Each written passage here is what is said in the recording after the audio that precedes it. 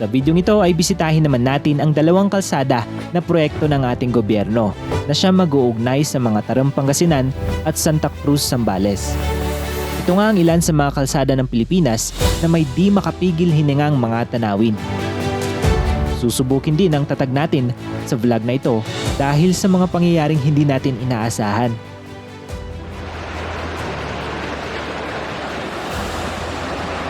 Medyo malakas kasi yung harin. Ayun, kaya mahirap hanapin. Pero ganun talaga mapero. Importante safety tayo. And gamit lang naman yan, mapapalitan. Ang iniisip ko lang dun yung mga footages na. Kaya naman mga behero, tara at samahan niyo ulit akong libutin at tuklasin ang mga pinakatinatagong yaman ng Pilipinas. Ako si Dos at ito ang aking kwento.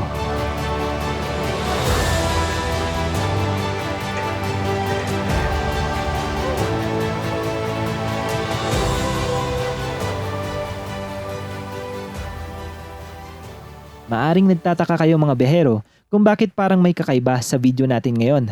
Magstay kayo hanggang dulo at malalaman nyo ang buong kwento. Unahin natin ang Daang Kalikasan.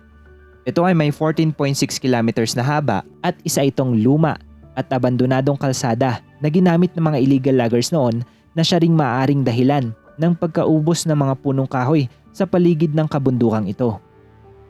Pinalapad at inayos lamang ito ng ating gobyerno. Nagsimula nga ang proyekto sa kalsadang ito na nasa mga Tarem Pangasinan noong taong 2017 na mag-uugnay sa Santa Cruz, Zambales. Kapag natapos nga ang nasabing proyekto ay inaasahang mapapabilis hindi lamang ang paglalakbay kundi pati na rin ang kalakalan na turismo. Sa kasalukuyan ay sarado pa rin ito sa publiko dahil ongoing pa rin ang paggawa sa natitirang parte ng kalsadang ito. Gayunpaman ay mapalad pa rin tayong masilayan ang napakagandang tanawin na makikita dito mismo sa entrance ng Daang Kalikasan.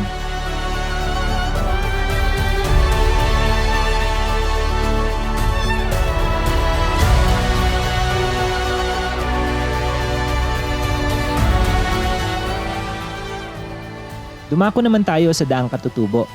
Ito ay may 24.22 kilometers na haba na siyang kokonekta sa Daang Kalikasan ng mga Tarem Pangasinan papuntang Santa Cruz, Zambales. Ayon nga sa DPWH ay malapit nang makumpleto ang konstruksyon sa dalawang kalsada na ito. Meron na nga itong 80% completion rate. Makikita natin dito na ongoing na ang pagtatayo ng 210 meters na tulay na siyang mag-uugnay sa dalawang sistema ng kalsada. 30 milyon nga ang pondo na nakalaan dito noong taong 2021 at 70 milyon naman ngayong taon. Ang tulay ay nasa 80% completion rate na rin at mayroon pang 3 kilometro na gagawin upang tuluyang matapos ang pag-uugnay sa dalawang kalsada. Nagsimula ang road project sa Daang Katutubo noong taong 2018 na may inisyal na pondo na 784 milyon pesos mula sa DPWH at Department of Tourism. Inaasahan nga na matapos sana ang Daang Kalikasan at Daang Katutubo noong taong 2021, ngunit naapektuhan ng proyektong ito ng pandemya. Kaya naman nahinto ang paggawa dahil sa di sapat na pondo. Ang Daang Katutubo sa bayan ng Aguilar ay mapapakinabangan ng mga residente, lalo na sa mga kapatid nating katutubo, gayon din sa agrotourism ng bayan. Matapos nga ang 3 oras na biyahe mula Baguio patungo dito sa may Daang Katutubo, ay mararating na rin natin itong Mapita View Deck. So makikita nyo dito mga behero na may mga tindahan na maaari nyong mabilhan ng pagkain at inumin, gayon din ng mga souvenirs. At syempre sa mga kapwa natin riders hindi mawawala ang gas. So may mabibilan kayo dito ng unleaded at saka premium. Alright, so mga behero, nandito tayo ngayon sa may Mapita View Deck. So meron tayong mga nakita dito na subscribers natin. Certified behero daw sila. Anong pangalan sir? Nel. Sir Nel at saka si Sir Merv. Merv, tama. So yun mga behero, at thank you so much sa mga certified behero natin. Baka may shoutout ka sir? Shoutout sa pamilya ko dyan sa Pangasinan. Thank you po sir. Shoutout sa pamilya ko sa Malabon. Yun, so yun, maraming salamat. Pwede sir. Ingat kayo. Ingat. So yun nga mabero, at nakakataba ng puso dahil mayroon tayong mga subscribers na na-meet dito mismo sa may Mapita View Deck. So shoutout kina Sir Neil at kay Sir Merv. At ride safe lagi mga Lodi. So maraming salamat sa panonood nating videos.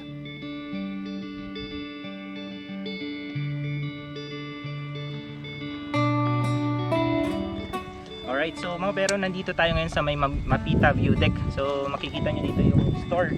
May store tayong madadaanan dito. Banda, malapit doon sa may view deck mismo. Yan. Meron din ditong CR kaso hindi pa siya for public use. Siguro may mga inaayos pa. At ang temporary na CR dito, yung CR dito sa malapit sa may store. So may isang CR kayo magagamit dito. Pero paalam kayo dito sa store syempre. So try nating umakyat doon sa may Mapita View Deck mismo. Or dito sa may view deck ng CR. Tara. Okay, so mula dito sa may view deck ng CR, dito sa may Daang Katutubo ay matatanong natin yung kahabaan ng Daang Katutubo dito. So, ayan, mula doon pupunta dito sa may Mapita View Deck. So, nandito tayo ngayon sa may Mapita View Deck. Matatanong yung CR na sinasabi ko kanina.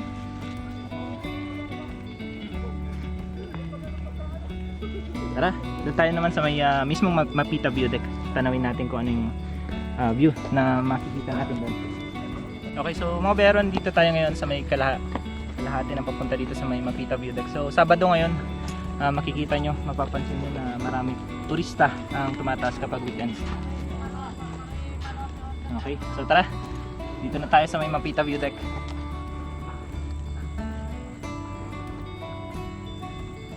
Okay, so mga ilang metro mula doon sa may store. Ayun, nakikita nyo yun sa may puting sasakyan. At saka yung CR dito. At saka yung isa pang store. At saka may store pa pala dun sa gitna. Ay mararating na natin itong Mapita View Deck. So mula dito sa Mapita View Deck, ang makikita nyong view ay talaga namang scenic. Napakaganda. Solid oh. Marami kayong mga kabundukan, buong kabundukan ng Daang Kalikasan at Daang Katutubo ay makikita nyo rito.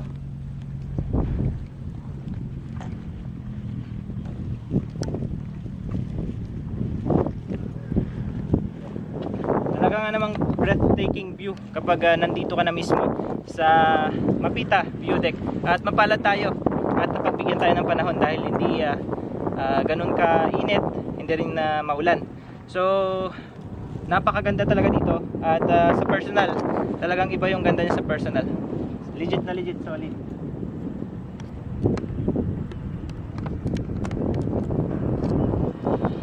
At pagkatapos nga namin dito sa may Mapita View Deck mga biyahero ay dinerecho pa namin itong Daang Katutubo. At dito nga kami nakarating sa may gitnang bahagi ng kalsada na kung saan makikita yung napakagandang view ng kabundukan. Yan o. At dito rin nag-crash si Sky, yung ating drone. So panoorin nyo yung video na ito. At nandito nga tayong mga biyahero sa parte ng bundok na kung saan matataas yung talahib. At di ko na nga napansin na sumabit na nga pala itong si Sky. At mapalad pa rin tayo mga biyahero dahil dito lang sa malapit bumagsak si Sky at hindi doon sa may parting bangin ng kabundukan ng Daang Katutubo.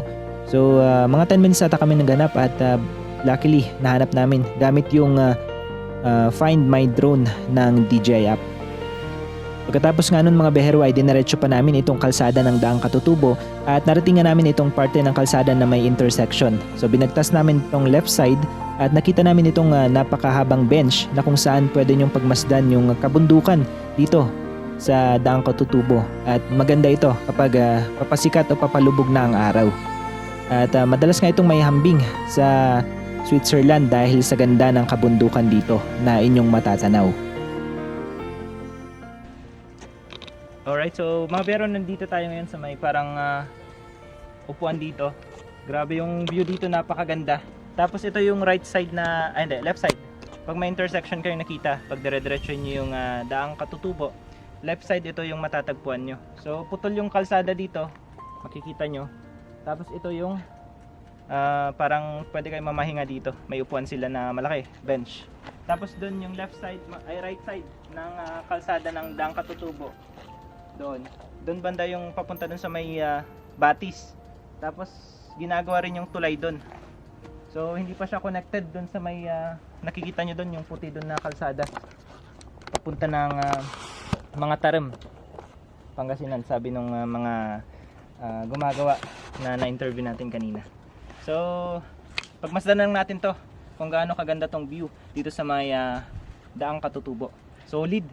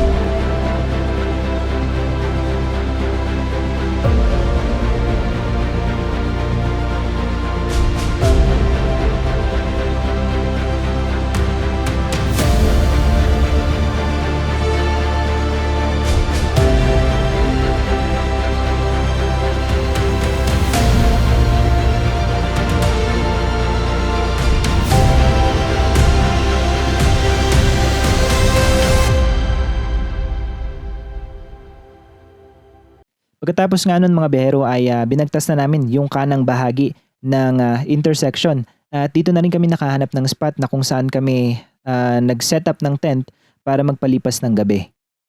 At kinaumagahan mga behero ay dito na nga kami naligo sa ilog na ito. At dito na nga inagos at nawala yung GoPro natin. So panoorin natin yung video na ito. Magandang umaga mga behero at welcome back sa ating YouTube channel. So, napapansin nyo naman kung nasan tayo. Dito tayo ngayon sa may mga Tarem Ecotourism River Park. So, napakaganda ng lugar na to. Dito tayo nag-camping, dyan si Bitoy. Saka yung tent natin doon banda. At yun nga, may mga kaganapang hindi natin na ninanais. So, nawala nga yung GoPro natin dito. Trinay natin hanapin ngayon. Kaso, ilang minuto na tayo naghahanap. Wala pa rin tayong nakikita. So, kwento ko lang sa inyo kung ano yung nangyari. At makikita nyo dito bago natin puntahan yung kung saan nawala yung GoPro natin. Ito yung kabundukan na sakop nitong Daang Katutubo. So, napakaganda nito, parang lush green na may pagka-brown yung kabundukan nila dito. So, tara. Okay, so dito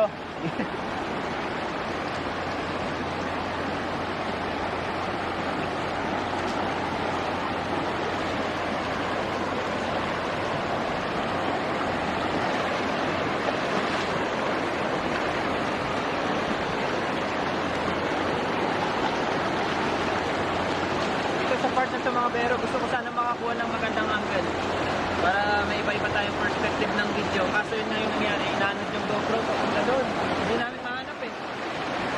So dito ko iniwan.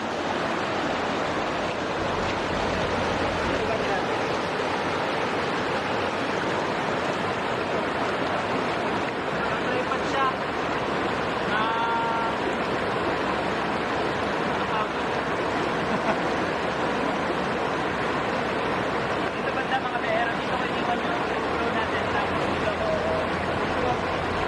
paglingon ko, wala na yung GoPro.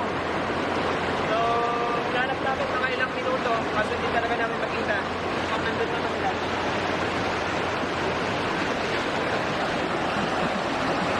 Medyo malakas kasi yung current.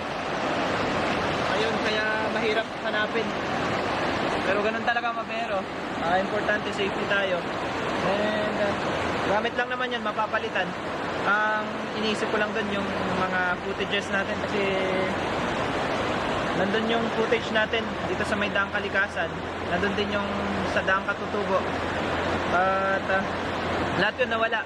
So siguro may time na babalik tayo dito sa lugar na to para ma-feature ulit natin, pero meron naman tayong mga drone shots. So importante is nakuhanan natin ng magagandang clips at tignan natin kung ano yung mga kaya nating ikwento gamit yung mga drone shots na nakuha natin. Solid sana, ang ganda ng panahon. At nabiyahe pa sana kami papuntang Zambales para i-feature yung Anawangin Cove at saka yung Mapanuepe Lake at doon rin sana kami magka-camping ngayon. Kaso yun ngayon nangyari, wala na yung yung main cam natin para makakuha tayo ng magagandang footage. So siguro pag nakakuha tayo ng bagong camera, saka natin ulit ituloy yung pag-iikot dito sa Luzon at syempre sa ibang parte ng Pilipinas. So yun lang mga behero, maraming salamat ulit sa pagsama sa araw na ito. At hopefully na-enjoy nyo yung clips natin kahit puro aerial shots. At yun lang, thank you so much. Always remember na you live a life that you will remember. At always be an inspiration to everyone. Baka malay mo, you might change someone's life for the better. So yun lang mga behero, thank you so much. God bless and peace out. Wala na pero yun lang talaga. Pinay pa namin isang round pero hindi na talaga namin maharap. Malakas kasi ng agos dun banda. So kaysa risk natin yung safety natin. Kaya na natin. Siguro mayroong makakapulot na mas kailangan nyo yung GoPro. Hopefully may makapulot. Pero kailangan din natin. Kailangan natin ng pang shoot. So tignan natin kung makakakuha tayo agad ng pamalit sa ating GoPro. Baka naman mga behero, may sponsor dyan. Joke lang. Grabe, ano to? May putik na. Makikita nyo mga behero, ginagawa kasi nila yung tulay banda doon. Doon dito sa may daang patutubo. So humahalo yung putik na nagmumula doon sa construction site. Tignan nyo ngayon yung putik, lalong mas mahirap nating hahanapin to kung sakaling itutuloy natin yung paghahanap dito sa parte ng ilog na to. Wala na talaga. So yun lang. At meron din pala tayong super thanks dyan, baka kasi mag-donate para mas marami pa tayong mga travels na mapuntahan, mas malalayo pa yung lugar natin